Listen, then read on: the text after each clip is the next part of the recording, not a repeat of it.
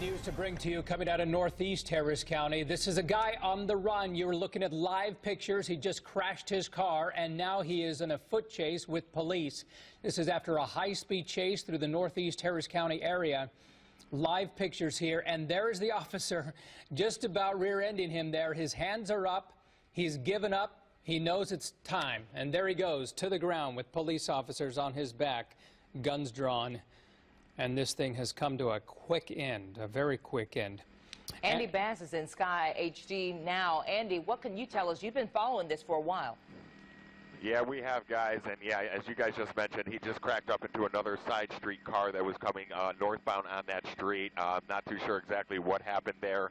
Then he took off running eastbound towards the Beltway, and obviously you just saw the aftermath of it. We were, covering him for like the last 5 minutes in the northeast quadrant of Beltway 8 and I-10, and that's basically where we caught up with him. Not too sure exactly what he was running for, but they've been trying to track this guy for at least the last 30 minutes. They did have a tracker in that vehicle that he did crack up in, that silver pickup truck did have a tracker in it. They tracked him to a house, and then when we arrived on scene, that's when he took off running through this subdivision here. I'll give you a little bit of perspective. We're just east of Beltway 8 and just north of I-10. And I'm actually being asked to move to go back to the impact of there, so I'm going to peel off this and just go back to the impact of the crash of where it happened, and I'm just going to go back a little bit. And there's the crack. There's the car at the bottom of your screen. That's the one that he hit. And there's the pickup truck. And I believe that the passenger was thrown from that vehicle. I'm going to just keep a wide look because I'm not too sure exactly what is happening down there. But you can see one person is on the ground, and we got. They pulled him out of there, according to Mike, my pilot. They pulled him out of that vehicle. Okay. Yeah. And you can see pretty much all the police activity down there as well. That Lincoln Continental, that white Lincoln Continental at the top of your screen, was the other vehicle that was involved in this accident scene. He was traveling, the pickup truck was traveling eastbound along that little side street. The Continental was traveling northbound along the main street. Still trying to get those streets paired out for you guys.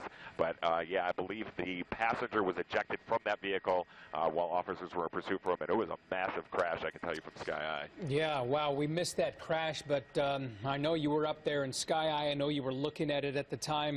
That crash, of course, he couldn't use the vehicle anymore. Let's hope that passenger of that vehicle, or that he was in the other vehicle that was hit, right? He wasn't a passenger. He was the person driving?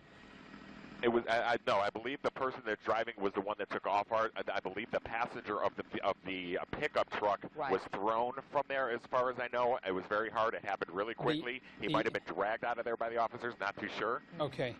Okay. All right. So the actual driver, the suspect, of course, that was the one who was running down the street, and we saw that. We saw him being captured and now handcuffs on and in the back of a squad car. But what a chase this was! I mean, overall they were tracking him, but it didn't last, actually, the chase that long, right? No, not I mean, they had another car, believe it or not, at I-10 in the belt, and they pulled the driver out of that one, but it was the wrong driver. The plate did not match. Then they got the tracker of this vehicle, of this pickup truck, and they tracked him to the northeast coordinate, or basically of I-10 and Beltway 8 East, and that's when they picked him up in this neighborhood, and then they saw him running, and that's when we joined the chase, Art.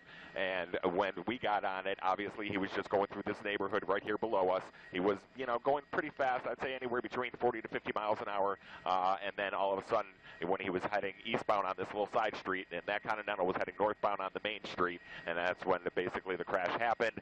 Did see the driver take off on there. He ran about 4 blocks east on that little side street, and then you saw the rest of it. And just a horrific crash, and we will have a video of some of that chase coming up in just a few minutes. Andy Bass is over that. In fact, here's that video there. This is just moments before that terrible crash. As that person T-boned that suspect, then running off down one of the side streets. And after that crash, he running from that pickup truck, and you will be able to see Houston police, or just police in general, and you see the little dog there running behind him first, and then you'll see a police car coming up on another side street, coming back, almost running into that suspect, stopping just before then. I believe he even lost his shoe there. He held his hands up, and then he was subdued and arrested by police. Boy, and your heart certainly goes out to the driver of the other vehicle involved in this, the driver, the passenger. This is just horrific. Yeah, just awful to see this type of thing take place. And you're looking again at the crash site. That, again, we're going to look at the crash actually when it happened. This is the pickup truck that's running, and that was the hit. And then we're breaking away from that because people were thrown from the vehicle as a result of that crash. And there's the suspect on the run. This is the one police were chasing in that pickup truck. And watch there's the little white dog chasing him. And then you have the officer in the squad car just really trying to scare him. And that's the protocol for this type of thing. You run up to him like that and you kind of scare the guy, and he kind of gives up and realizes, you know what, it's done. I'm not going to be able to outrun these guys. There he goes to the ground. He's guns drawn, of course, immediately cuffed. He's now placed behind a vehicle in the squad car. But now look at the other officer. He's taking guard here with his gun drawn and sort of walking around the area, making sure that nobody else gets involved in this. But we wonder what he's running for. Yeah. Clearly, police were after him for a certain reason, and we're going to find out much more about that this afternoon, and then bringing it to you on Eyewitness News 4, 5, and 6. And we want to go back to Andy Bass. Andy, you know, Art mentioned something that we all are wondering right now. We don't know at this point, right, Andy, why this suspect was running from police in the first place. No, not at all. That detail's still trying to be sorted out in the newsroom, guys, but I do have some more information. We're at the corner. The intersection that they cracked up is at Nancy Rose and Gainesville, and the suspect was running eastbound on Gainesville, and that's when the HPD officers got him. So in the neighborhood around Beltway 8 and I-10, Nancy Rose and Gainesville is where this cracked up. But the news desk is still trying to answer your question. The news desk is still trying to figure out exactly why this guy was running, but they did tag him, and that's when they located him inside this development, inside this neighborhood, and obviously he knew he was going to get arrested. Now, Andy, I want to explain to some folks here of when we show the crash, we're showing the impact, but we're not showing the continuation of that crash. And there are reasons for that. You and Sky Eye, you were able to see, now there's a reason here you're only going to see a portion of that crash, at least the impact. From that crash, after that, the passenger in the other vehicle that was hit, he was thrown or she was thrown from that vehicle. Is that correct? I believe so, Art. I mean, it happened so quickly, and obviously once the suspect started to run down eastbound Gainesville, look at that. That is a hard hit, and you see that. And when we froze that video there, we're looking at that video, Andy, and we've looked at it a couple of times. But on impact, wow, that is a hard hit. Terrible.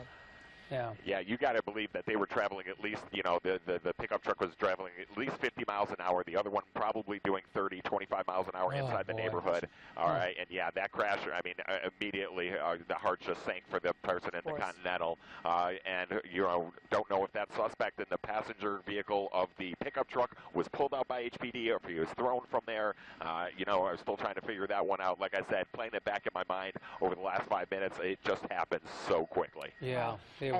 You know, and Andy, you and I and Art, we've seen so many of these chases that end this way, and it's certainly your heart just goes out to the person involved, the person who has no idea what's happening. They had no idea that a chase was going on, and a high-speed chase on these small streets in a neighborhood. Just your heart goes out to that person.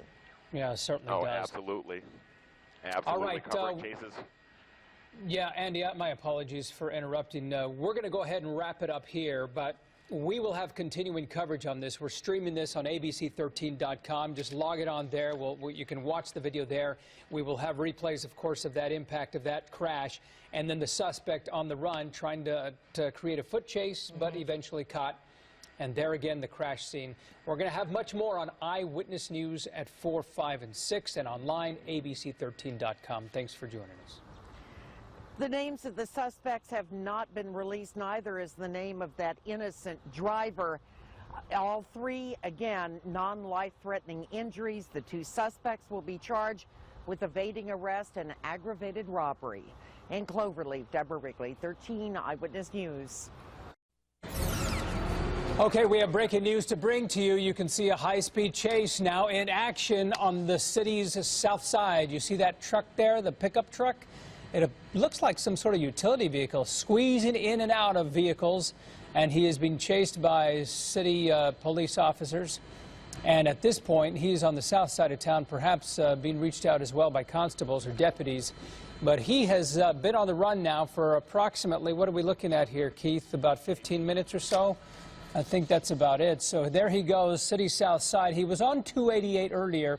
Whoa, there he goes. He looked like he was going to exit, then squeezing in and out of another vehicle, and now back on, I believe it's still 288. Is that correct? You are correct. 288 southbound. You can see the vehicle, the police officer behind him there with the lights flashing. Not sure why he is on the run. What was that, Keith? Okay, Andy Bass is in Sky Eye. I didn't realize that. Okay, Andy, my apologies. Now, you've been following this guy, but no idea as to why he's on the run. Is that right? Absolutely, Art. Yeah, we have no idea why he is running. We picked him up on 288, just a little bit south of the belt right now. So this is where we picked him up. He tried to exit off of 518, tried to exit off at a couple of different roadways, but he has not been able to exit. He keeps getting on the main lanes. He's down an exit ramp now, trying to maybe avoid some officers, thinking that he's going to exit and then jerk back over to the left and get back on the main lanes. We're doing about $120 right now and having a hard time keeping up with this guy, so he's excessively speeding. Yeah, so if you're having a tough time keeping up with him, then he's going pretty fast, and that's not exactly a pickup truck. That looks like more like a utility flatbed or something. Yeah, absolutely. It's a pickup truck front end, utility flatbed back end. Could have been modified as well for maybe a work truck or something along those lines of Art. Not too sure. But yeah, we do not know why he's running, why he's evading the police as of right now. But he's definitely 288 southbound still right now, excessively speeding. Like I said, Sky Eye's doing about $120, and we're having a hard time keeping up with him. Oh, wow. So Sky Eye, did you listen to that, folks? He's Sky Eye doing about 120, and they're having a tough time keeping up with this guy. That's a big truck. That's a heavy truck. And as you can see there, looks like a pickup truck, at least from the front end, but it's been modified a bit, and flatbed on the end. And if that is 288 south, then eventually he's going to be, wow, when you squeeze by those shoulders like that, and man, that's frightening. He's had some close calls, hasn't he, Andy?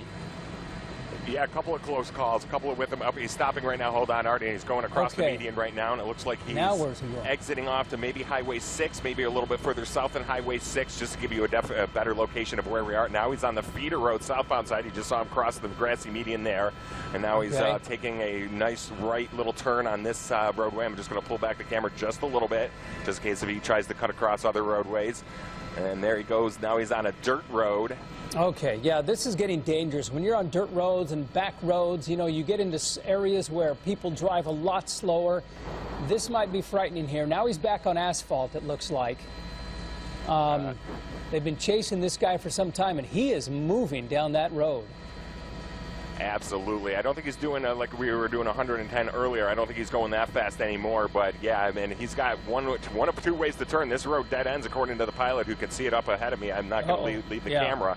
But yeah, he's got one of two turns, either left or right, coming up at this dead end. So it was the wrong choice on roads. Let's see what happens here. And of course, police officers always mapping this out when they're involved in these chases. They know exactly where they're going to be going, left or right, and they try and have, well, looks like he's going to go off-roading. Here we go. This is going to get interesting. Yeah, he's on. Yeah, it's a dead end though, Art. He's all the way south now in Brazoria County, off-roading, but he certainly has the vehicle to do it. But let's see how far officers are able to chase him here. We see this all the time. These guys trying to get away, but this guy, I think he's like, what am I going to do now? Yeah, right. The bulldozer guy at the bottom of the street is probably wondering why this guy is driving in the middle of a flatland. He's now in a construction zone right now. Yeah, this is an area that you get fill dirt out of this place, and he's in construction zone here. This is Brazoria County now. That's how far we are south. He went on 288, then he got on Highway 6, and let's see where he takes officers now. He's going to be, if he gets into a low-lying area, because this area has had quite a bit of rain, he's going to get stuck in some water, and perhaps that's what he's trying to do, is just get, you can see that it's kind of muddy there. Yeah, absolutely, yeah. And I'm just going to pull back the camera just to give you a better glimpse that there's absolutely nothing around us. Just saw the Fox HPD unit fly right underneath me, so they're joining the chase as well. He's trying to get back to this little dirt road at the top of your screen, and he's probably looks like he's going to head northbound along that little dirt road, and that's exactly what he's going to do. So we're going to go on with this a little bit northbound along this. Yeah, he's well, he's trying to do everything he can now to get away from officers. From driving down the back roads and through fields and pastures and scaring the cows and you know, everything else. But there he goes in his big truck, flatbed there, the front end. I mean, it looks modified, and he's determined, that's for sure. You know that police have been, you know, that they map out these county roads and they check all ends, and so they're trying to figure out where he's going to go, and no doubt trying to figure out where they can lay some spike strips to stop this guy. But there, you get a better look at the vehicle. Yeah, look at that. It looked like he had the window open, Art. It looked like he had the window open. I don't want to say that he was actually looking to throw things out, but he definitely had the window open there on the other side of those tree-lined areas. And now he has closed that. He's, you know, in there, you know, probably panicking, because if I was him, I know I would be panicking right now. But yeah, right now I believe he's northbound on this little side road heading back towards Highway 6. Okay. And you still have a line of officers behind him, right? Because they were able to follow him right through those fields. He's losing something from that vehicle. I don't know if that's just because of the bumps that he's going over, but I see things flying out of that vehicle, at least the bottom of it. That might be his tire. Swing around to the other side if you can. I don't know if you can do that, but I think he's losing the tire there. Yeah, can we get on to the other side if possible? Yeah, I think he's losing his tire. I think you're 100% correct, because now you see little bits of cement being kicked up, so that tells me he might be on his rim. He's also slowing down quite a bit, and it looks like... Yeah, you're right. Yeah, he's making marks. He's making marks in the roadway, so he's got a flat. Absolutely, he does. So this is going to continue now on 3 good tires, only 1 bad one, and that's his, unfortunately, it's probably his power tire if it's a rear-wheel drive vehicle like most trucks are. I'm trying to zero in the plate to see if that's a paper plate, which it is. He may have double tires on those back ends as well, because that's a pretty heavy truck. I don't know if that, but you can see the line there of the scrape. You see the wheel, that the line it's making right there because of the rim hitting the asphalt. And he is not stopping, man. He's just well on his way. But he's not able to drive as fast, and certainly he's not going to have the control that one would have with 4 good tires. Absolutely. And especially on dirt roads, you know, in this rural area that we're in right now, as I'm, you know, going to pull back the camera just to see where he's going. Look at the marks he's making all over looks like he may stop and make a run for it. Let's see. Who knows? Maybe he's, he has the window down, I believe, now. Yeah, definitely has the window down now. Let's see if I can just squeeze in there and get a shot of him. Okay, he's turning your way. Better view here, a little profile. Yeah, he's wearing a plaid shirt, window down, taking a look outside, trying to figure out where to go. Oh, what a piece of work this guy is. He's certainly, leading police on this wild chase here, man. We've been, you can tell he's riding on his rim there. He's kicking up all sorts of dust and asphalt there from that wheel. He's lost his tire on the right-hand side, came awfully close to that vehicle as he squeezed real by close to that area. UPS truck, as you... Yeah, he came real close to that UPS truck, and he's coming up to another dead end, so he's either going to have to go left or right here at this end of this street. I'm just trying to get on this side to see if I can see the rim, or see if there's a double rim. Yeah, he's definitely on the rim back there, as we can tell. You can tell there's no tire left on that one, and it looks just to be like a single vehicle. Now he was braking, so he's got more traffic ahead of him, so he's locking that wheel up every time. Right, yeah, when he brakes, you can see the asphalt and the dust kick up. There, you see that thing stop. You see the wheel. He's just riding on that rim there. All right, well, now we're back to, I'm not clear where we are here. We've sort of zigzagged so many times. He's still clearly way south, and he was on Highway 6 after driving down 288 south for some time. But then when you start driving through fields and pastures and construction zones, you know, we sort of get lost at the direction here. Go left. Sorry about that. We We have an airport that we're real next to, and the pilot was talking to the airport just to tell him that there's 3 helicopters in the area right now. He is back on, we believe, Alameda. He's, believe, on Alameda, going back towards eastbound. Can't be Alameda if he's eastbound. So I'm not. Yeah, he's almost headed back to where it began, because it began over there in Alameda, but still in Brazoria County, we understand. Not stopping. You still have, that's, I believe, the same, I'm not sure if they've, because that's a black DPS unit. That's an SUV chasing him. Is that a deputy then, and not a police officer, not a Houston PD? No, that should be HPD are chasing him. I believe he was the very first one on chase scene with us. FM521, we're told, Andy. Yeah. Okay, yeah, so we are back on Alameda, northbound on Alameda. Southbound, I'm sorry, southbound, heading away. So we're southbound back on Alameda, just about where the chase, where it first began. So he's like doing a complete circle right now. But yeah, that's an HPD officer behind him. Okay. Is what I can tell you. So he was the one that initially joined the chase, Art, and he's the one that's been with him ever since. Yeah, he was the one who was able to, follow him all the way through those fields. Is he going to go off-road again? I thought for a moment he might go off-road again. He's looking to do something. He would certainly have a tougher time if he went off-road without the wheel, with only 3 wheels or 3 tires. Still has 4 wheels, but one of those is a rim without the tire on it. That SUV just, the protocol is to simply follow, and eventually, if they get into a dangerous situation where they feel like he really is endangering the lives of others, they're going to attempt the maneuver where you put your vehicle up to the back end of that and sort of spin it out of control. But he's just driving erratically. Look at the vehicles on the other side, on the opposing side, Andy. They're just pulling over immediately. Well, yeah, you see someone coming at you barreling down in that giant vehicle, you're going to pull over. There's a lot of northbound traffic on 521 Alameda Road. He's headed towards Angleton right now. It's wide open. Pilot keeps telling me there's basically nothing in front of him to deter him from keeping going southbound on Alameda Road. Okay, but still on him swerving. He does not have control. Yeah, he has no control over that vehicle. Still on 521, approaching Duluth and Manville, I understand. And yeah, with a back end like that, as heavy as that is, and him riding on that rim, only 3 tires, then he's no doubt having a tough time controlling that thing. At this point, he's got to be thinking, all right, you know what, I don't know that this getaway is going to work. Because clearly at this point, when you have 3 choppers up above, and you have a dozen units behind you, I mean, what's going through his mind to think that he's going to get away?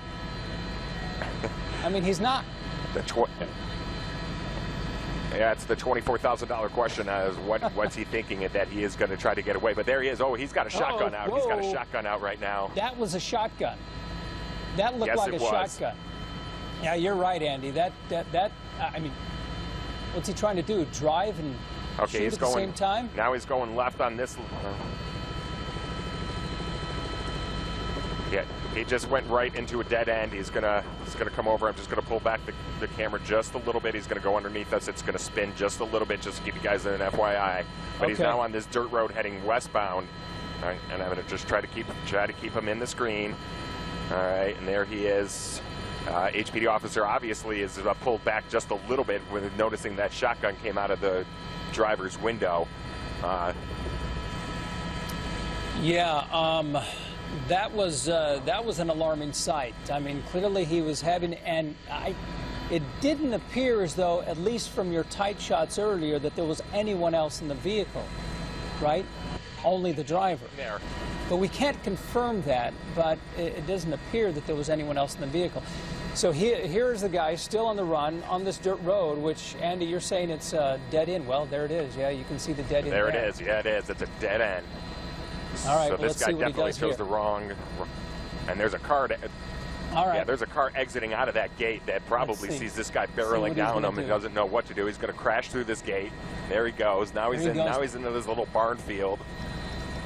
And there's a road out the back. This guy must know something, like he's been here before, because... You think so? I don't know, man. How do you know that there's a road back here, you know, unless he just saw it and that was a split decision to get to it. But now he's on this dirt road, still heading, I believe, westbound along this dirt road. Okay. But HPD helicopter still overseeing. I haven't seen the units behind him. I'm pulling back the camera to see if I think they stopped. Yeah, where are the they're units? coming. I see no one there. Yeah, I don't want to get too far away from the vehicle, but the pilot does see him, or the pilot does see the chase vehicle still behind him. I'm just going to keep with him. Yeah, because I think the units may have backed off when they saw the shotgun. So, what looked like a rifle anyway, it appeared as though it was a rifle or some sort of shotgun, but we can't confirm that either. But when he certainly made that corner, and we'll be able to recap all of this for you with, and we'll run that tape once again. But there he goes, still on the dirt road, without a wheel and only running on 3 tires, and carrying some sort of, well, what appeared to be a shotgun that he, you know. He's running out of options, Art. He's getting down, you know, according to the pilot who's looking up above of us. He's like, Brazos River's right, due ahead of us. There's no real bridge over the Brazos River on this road, so he's going to have to make a decision here pretty quick. Yeah, and if he makes a run for it on foot, I mean, they have the helicopter up above. You just saw him run over a cattle guard there, so this is a pasture out here where there are going to be cows, and that's about the only thing here. And the only good news to report out of this at this point, Andy, is that he's not in a residential area. Having a crazed man like this, at least on the run, showing what appears to be a shotgun, driving this fast and so erratically through the area, at least he's in an area where he can't do harm to others. That is the only good news. If you think back of the chase that we had last week, you know, how it ended, you know, basically another driver just coming at the intersection, and thank God, you know, it does not appear that that's going to happen here because he's in such a rural area. Not a lot of traffic is going to impede, and this dirt road basically ends at the Brazos River, according to the pilot who's looking above us right now. He's like, there's no bridge there, so it's either wooded area, turn around, try to come back on the same dirt road. He's out of it. He's basically limited on options. Well, we'll see what he does when his options run out here. As so far, he's been pretty creative, at least in his driving skills, of bouncing around different areas. There's another small dirt road there that he passed, but that likely is a dead end. I mean, these dirt roads don't last forever. Again, this is Brazoria County. It started about 30 minutes ago. We don't know why this guy is on the run. We do know that at least what appeared to be a shotgun that he waved out the window. So that's the frightening part. He's been on this dirt road now, and officers backed off after they saw what appeared to be that shotgun. He is riding on 3 wheels. Now he's come to, well, this may be the dead end that you were speaking of, Andy. Yep, there's the fence. Right here. He's going to break through the goes, fence. Through the fence, and he's going to go off-roading once again. Let's see where I don't understand the mind of this guy. There's the river. Okay, well, what's he going to do? He's at the Brazos River. Is he going to? Does he even notice the river's there? There he goes. Now he's stopped. But he crashed into some trees. There he is out. Let's see if he has anything. And he's out and he's running. Okay. There he goes. Now he's through the window. In the river. You can see him with his shotgun on him. You see him carrying his gun? I don't see him carrying the gun. No, I don't see him. I thought I saw it earlier. But I do see him at the Brazos River. No, okay, he doesn't have anything. Let's hope this guy can swim. All right, look at this guy. Now he's thinking, like, what am I doing jumping in this river? Okay, come on. Yeah, I wouldn't say he's an Olympic swimmer, but definitely he's got some swimming skills. He looks like a pretty big guy, too, so let's see what he does. And I'm not quite sure. This is the most interesting chase I think we've had in a long time. Yeah, we've covered some doozies, Art, no question about it. This is the first time I've ever seen anyone jump in the river. It looks like he's got something in his hand, too, so I'm going to back off just a little bit. He might have something in his hand that I don't want to know because he's... I don't know. I don't see anything there, Andy. I thought I saw something earlier. Okay. I mean, I don't know what... Huh.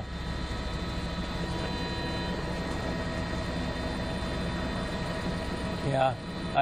Because you don't see any officers at this point chasing him, at least jumping in the water. No, they were far back. Somewhere. We haven't been able to see that person in the last couple of minutes, but Lauren, this started as a very high-speed chase in a truck. Yeah, it looks like there is some movement that you can see there in the river as we kind of zoom in. You can see someone does appear to be in the river. Again, we understand this is the suspect they were chasing. We understand that Pearland police began chasing a possible home invasion suspect. This began as a chase in a car. They were on County Road 541 at one point south of Pearland. Ended up over westbound on Plantation off of County Road 145 in the Alvin area again, but then the suspect took off on foot, and officers gave chase at that point on foot as well. Right, so now what you're seeing is this suspect swimming along the banks of the Brazos River. Pearland police are not down the Brazos River, though. If you know much about the Brazos River, that is a very dangerous river to swim in, certainly not recommended.